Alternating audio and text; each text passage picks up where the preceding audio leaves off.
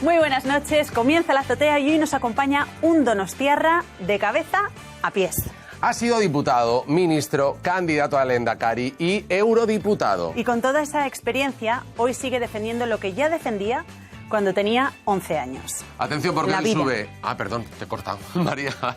Hoy sube a La Azotea Jaime Mayor Oreja. Tenía prisa, Antonio, tenía prisa. Jaime, ¿qué tal? Buenas noches. Bienvenido, gracias. Encantados. Bueno, a ver, don Jaime, porque claro, tenemos tiempo acotado y algo muy importante por delante, que es, usted decía hace un momento, la mentira a veces está en la superficie, la verdad hay que buscarla. Y ahora parece que estamos ante un cambio de sociedad. Y eso lo vamos a analizar. Muy bien. Antes que nada, ¿cómo está? ¿Cómo está usted? Muy bien, Sabemos muy que hoy ha bien. estado en el Senado. Sí, efectivamente. Hemos tenido un acto muy bonito, triste en parte, porque hoy era un disparate lo que se estaba aprobando, que es simplemente pues, abusar de la libertad de expresión, de manifestación y perseguir a unas personas que rezan y simplemente quieren ayudar a mujeres que no quieren abortar o que dudan. Y eso es un disparate. Cambiar todo un código penal para perseguir a unas personas ejemplares es un disparate. Vamos, si le parece, vamos a ver esas imágenes, porque como decíamos, hoy se ha aprobado esa reforma penal. Vemos las imágenes y las comentamos con usted. Muy bien.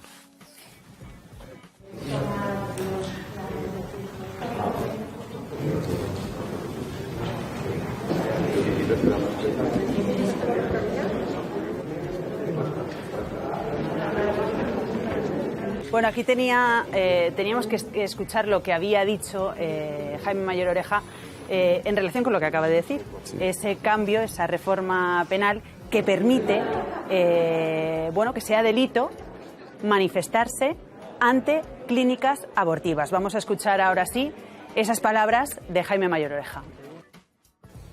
Se abusa de lo que significa una reforma del Código Penal para ir a un hecho tan concreto, cuando un código y su reforma siempre plantea cuestiones de carácter general. Hay una obsesión enfermiza por implantar una cultura de la muerte o por implantar un nuevo orden social. Claro, ¿cómo se lee, don Jaime, que se permita que sea delito, o sea, que no se permita esas manifestaciones ante clínicas abortivas, pero que sí que se permitan en otros lugares? Porque al final todo obedece a un sistema más autoritario, dictatorial, si se quiere, de aquellos que no soportan que haya personas con convicciones que tengan creencias, que tengan firmeza en sus creencias, y se trata de cancelarlas, de marginarlas, de destruirlas en el ámbito político. Claro, y en un momento en el que también en Europa hemos escuchado a Emmanuel Macron, que puede presidir la República Francesa en el Parlamento Europeo, que usted conoce bien, porque ha sido eurodiputado, le hemos visto meter como un poco de soslayo dentro de los derechos verdes, más verdes, derechos de los animales, meter también ese derecho fundamental al aborto en Europa. ¿Eso cómo se lee en este marco? Bueno, es en el marco también de crear un nuevo orden social, de ser europeo de una determinada manera. Ya sabemos que el aborto está legalizado, legitimado socialmente, es una tristeza, pero es así en muchos países. Ahora, esto es un salto, es hacer del aborto un derecho fundamental, parte de la Carta de Derechos Fundamentales de Europa, de identidad europea, de modo de manera que se viene a decir, si usted no respeta el aborto, usted no es europeo. Eso es elevar lo que significa la identidad europea a algo inadmisible, porque no va a haber personas que no creemos que el aborto pueda ser un derecho que nos identifique a todos. Eso es crear un nuevo orden social. Otra cosa es que ahora es difícil que lo consiga. Es un procedimiento, pero la intención es el decir, Europa ha dejado de ser cristiana. Yo siempre recuerdo las palabras de Manuel Azaña en la Segunda República Española, cuando en el debate constitucional, un 13 de octubre, dijo, España ha dejado de ser católica. Bueno, pues eso era algo explícito. Esto está implícito, es decir, no se dice así, se dice, el aborto es un derecho fundamentalmente para los europeos. Eso es una manera de marcar una clara intención. Hay que crear un orden social distinto que no se fundamente en los valores cristianos, sino en los míos, en los nuevos, en los que yo quiero inventarme. Son reinventores de una sociedad. Ya que estamos hablando de Macron, nos gustaría saber cuál es el contenido de esa carta que le escriben. Bueno, fundamentalmente decir que Europa necesita hoy la unidad, la cohesión. Si tenemos a muy pocos kilómetros una amenaza terrible, entonces no parece que cohesionemos a los europeos a través de algo que divide. Nosotros hace unos años, de acuerdo con el Tratado de Lisboa, buscamos firmas de defensa de la vida. Encontramos casi 2 millones de firmas. ¿Esos 2 millones de europeos cómo se sienten ante esta nueva Unión Europea? ¿Cómo sienten los rusos que está Europa? En decadencia, dividida, fracturada. Esto no aumenta la cohesión de Europa en un momento en el que tendríamos que estar como una piña, más unidos. Pero ¿por qué queremos otra vez dividir en sus fundamentos a los europeos? Claro, pero ¿qué es lo que está detrás de todo esto? Porque ¿es casualidad que ahora Macron haya pronunciado esas palabras, o se haya metido ese derecho fundamental al aborto para ser europeo en este momento? Yo ¿Con creo la crisis en Ucrania? Vamos a ver, es que en el mundo tenemos hoy una cabeza en crisis, los Estados Unidos. Los Estados Unidos, con Trump, con Biden, están divididos. Es una sociedad muy fracturada, no están unidos en los fundamentos.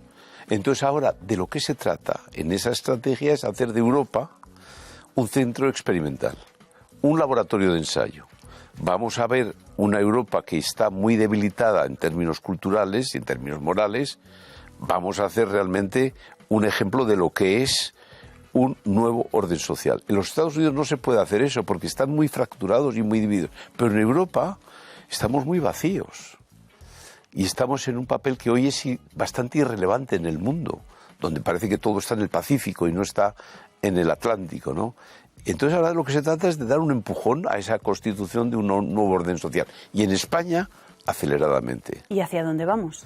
Bueno, hacia la construcción de un mundo que no se sabe cuál es, porque además eso al final no va a crear nada más que desorden. Es decir, tú no puedes crear una sociedad sobre la cultura de la muerte, la eutanasia, el aborto, la ideología de género, por ejemplo, cambiando de tercio. Eso no va a edificar ninguna sociedad en el futuro. Eso no va a cohesionar una sociedad. Eso nos va a llevar a una sociedad crecientemente en crisis, donde va a haber cada día más desorden. Pero ya han cambiado los conceptos. Es decir, yo siempre he dicho que normalmente la fe, la religión, es fuente de virtudes, por regla general. En cambio, el no creer en nada es fuente de desorden. Pues aquí hemos invertido. Ahora la religión, la dimensión religiosa, es un estorbo. No debe haber fundamentos cristianos. Bueno, eso nos lleva pues a una situación que es en la que estamos viviendo, que los adversarios de nuestra civilización están viendo nuestra debilidad y por eso se atreven a hacernos lo que antes no se atrevían a hacer. Jaime, ¿qué crees que lo que necesitan las parejas para apostar, por ejemplo, por la maternidad? ¿De qué forma se les puede, digamos, llevar por ese camino? Bueno, yo creo que al final, los que ya tenemos ya unos años, y tengo yo 4 hijos y tengo ya 9 nietos, pues yo ya he aprendido lo que no sabía hace 30, que lo más maravilloso de una mujer es la maternidad, que nos supera en nuestras casas, con nuestros nietos. Al final, el instinto de la maternidad es lo más maravilloso que tiene una mujer. Bueno, pues lo único que puedo hacer es repetirlo y que lo vayamos aprendiendo a lo largo de nuestra vida y de nuestra historia. Y entonces eso, ¿cómo se aprende? Pues probablemente con familias auténticas donde demuestren que exactamente al final es verdad. La maternidad es lo más maravilloso que uno puede imaginarse y que desde luego, lejos de eso, vivimos un poco casi lo contrario, ¿no? ¿Usted cómo ha sido como padre, Jaime? Pues probablemente mejorable. Pero bueno, al menos he tenido 4 hijos. Gracias a Dios nos queremos mucho, normal, como la mayoría. Y tengo la suerte de tener 9 nietos, a los que todavía quiero más que a mis hijos, con lo cual en ese sentido yo he sido muy feliz. Yo muchas veces, yo no he tenido nunca ninguna ambición de poder exagerada. Me han tocado las cosas que me han tocado. Pues he sido ministro del Interior, pues muy bien, lo he sido. Luego no he sido presidente del gobierno, no lo he sido. Quise ser Lehendakari, no lo pude ser. Bueno, pues la vida no es un éxito y un fracaso. O sea, no son espinitas que se le han quedado clavadas. Ninguna, ¿no? Al revés, he pensado que así he podido ser más feliz personalmente. Pero yo creo que en la vida el que piensa que hay que ser un ganador y que solo es el éxito, se equivoca. La vida, hay muchos momentos de cierto éxito y de cierto fracaso. Lo importante es que al final tú te reconozcas al final como mejor persona, después de muchos años. Al final, ¿eres mejor persona o peor persona? Esa es la gran pregunta que tenemos que hacernos las personas. Y por eso está usted ahora abanderando, podríamos decirlo, esta causa, la defensa de la vida, porque claro, muchos en su casa pueden decir, pues bueno, pues a lo mejor es más fácil estar dedicándose a sus nietos o dedicándose a sus hijos, a su familia, y usted, lo decíamos al principio también, a los 11 años...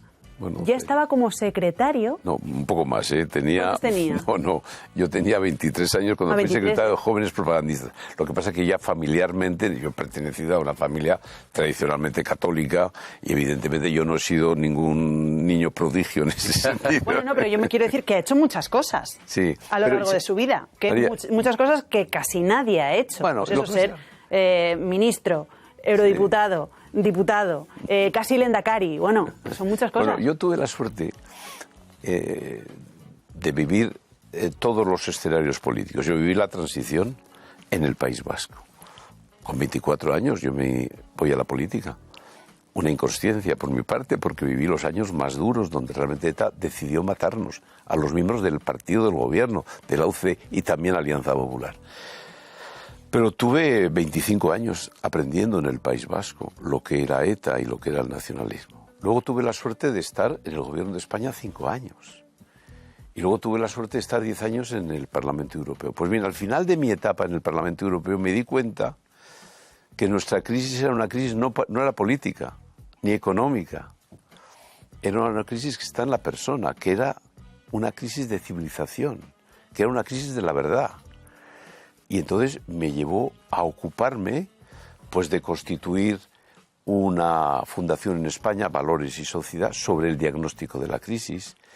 Me llevó a encabezar una iniciativa europea que se llama One of Us, uno de nosotros, en defensa de la vida, que me ayudó a crear una plataforma de pensadores europeos One of Us y que ahora me ha llevado a crear una alternativa cultural NEOS sobre fundamentos cristianos. Pero eso ha sido una experiencia, una lección de vida en la que me he dado cuenta que lo importante era esto, que el debate importante es cultural, que está en la raíz de nuestra sociedad. Usted dice, faltan referentes permanentes. ¿Eso qué significa? Eso es importante.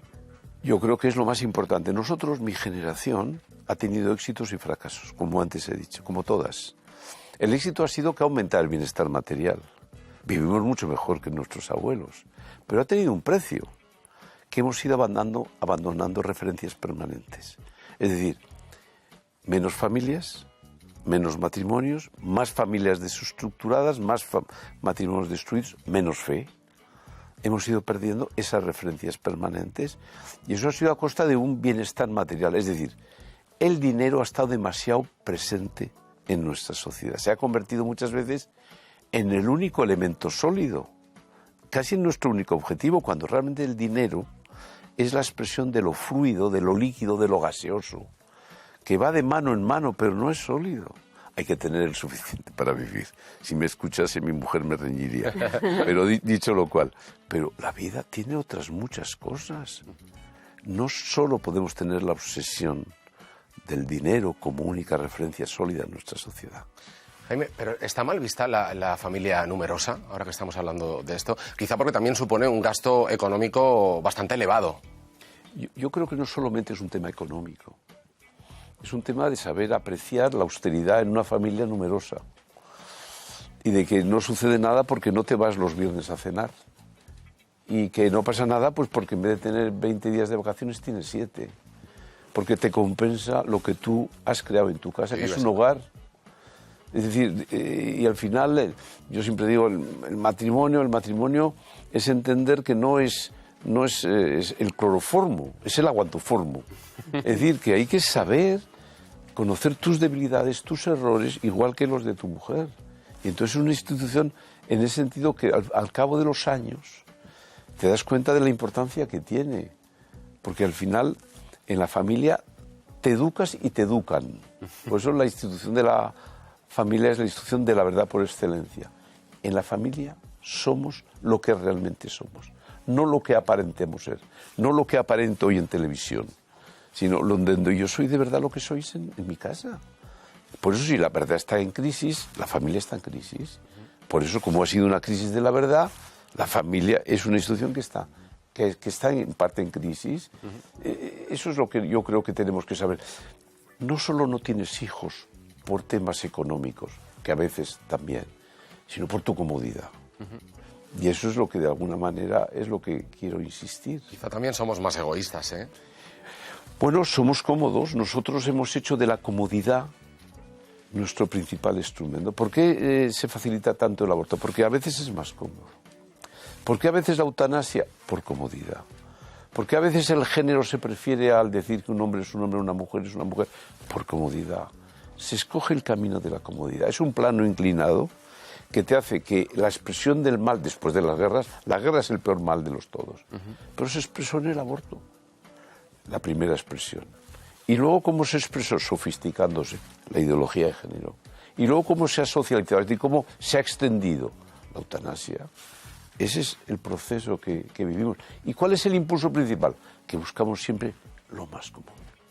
Y entonces, si buscamos siempre la comodidad, en el otro lado, ¿qué hay? ¿Complejos? ¿Por qué no se defiende esa familia, que lo importante es ese sustento, el dinero?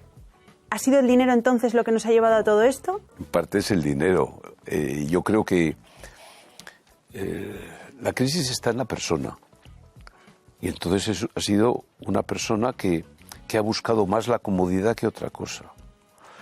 Mi generación ha hecho del bienestar material su principal razón de ser. Y hemos despreciado otras cosas que no tenían que haber sido tan despreciadas. Esa es la razón entre las razones, ¿no?, que nos ha impulsado la comodidad. Y ahora tenemos una situación en donde nos estamos encontrando que somos una especie de padres que hemos desheredado a nuestros hijos, no hemos transmitido una cultura de vida. Y por eso ha avanzado la cultura de la muerte, por eso ha avanzado una cultura además de que el matrimonio es algo que si sale bien, bien, y si sale mal, mal. Como te puedes casar 4 o 5 veces, pues al final no es tan decisivo. Bueno, eso es un poco lo que se ha ido produciendo. ¿Y cómo se arregla? Bueno, cambiando la persona. Es decir, si la crisis está en la persona, un cambio de actitud personal será la solución a la crisis que vivimos. Que las nuevas generaciones no cometan los mismos errores que hemos cometido nosotros. Y cada uno tiene que preguntarse cómo hacerlo. Los medios de comunicación tienen que ocuparse más del debate cultural que está en la raíz. Yo creo que todos, ya los católicos españoles, por poner un ejemplo, bueno, no podemos ser una mayoría resignada, silenciosa, que se cree mayoría. Tenemos que tener la mentalidad de una minoría, es decir, creativa, es decir, ruidosa, es decir, movilizada, porque al final las cosas que están pasando es porque ha habido una falta de presencia de nuestros valores, de nuestros principios, de nuestras gentes.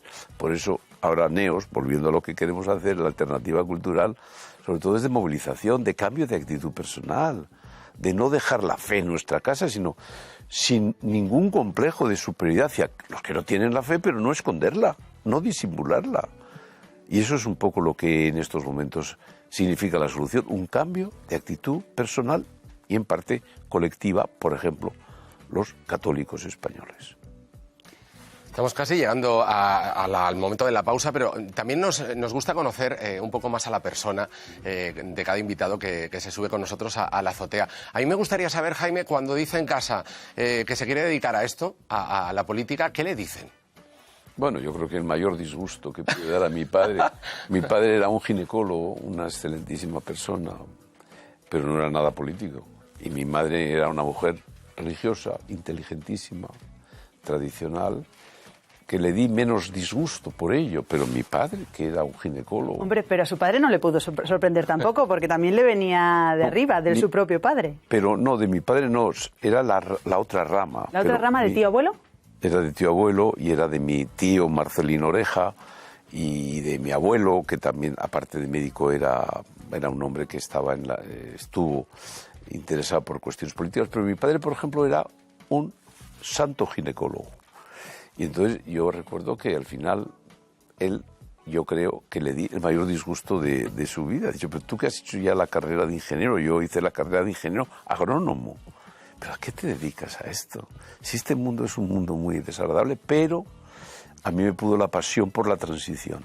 Claro, yo vivía en San Sebastián, yo me di cuenta lo que estábamos empezando a vivir, la necesidad de una transición, la necesidad también de una reforma, no de una ruptura, y al final me dejé llevar en un momento terrible para defender estas cosas. La idea de España, la moderación, la transición en la UCD, eso era terrible, ¿no? ¿Y cuándo lo pasó peor? Pues yo lo pasé desde el punto de vista personal, sin duda los peores años fueron el año 80 y el 81, lo que se llaman el año de plomo por excelencia, el año 80, porque a mí me mataron al número 2 de mi lista y al número 3, y porque a mí me quisieron matar, y tuve la providencia de que aquel día dejé de hacer footing que hacía entre San Sebastián y Orio, y mataron a un concejal de Vitoria, Ustaran, en vez de a mí.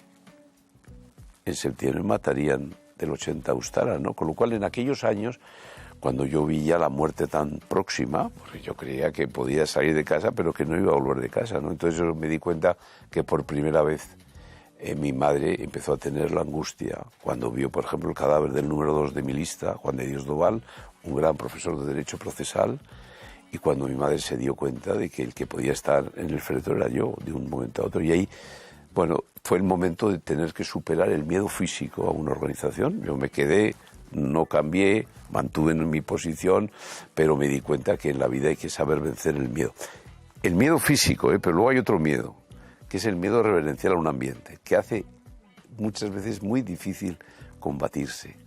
Y ese miedo, yo superé ese miedo, y luego al final fueron otros momentos dramáticos los que viví cuando mataron a Ordóñez, a Gregorio en San Sebastián, en el año 95, el 23 de enero. Le tuve que sustituir yo porque era el presidente del partido en el País Vasco. Fue otro momento duro y difícil, pero el momento más duro fue sin duda el momento en el que me di cuenta lo que es tener miedo y que hay que saberlo superar en la vida. Desde luego. Nos quedamos con ganas de más, María, pero pues sí, tenemos que la hacer verdad una pequeña es que pausa. Sí. Hacemos una pausa, pero ha sido un placer tenerle hoy aquí, alguien que tiene esa vida que tiene usted detrás y que ahora dice lo que dice, hay que escucharlo. Muchísimas gracias.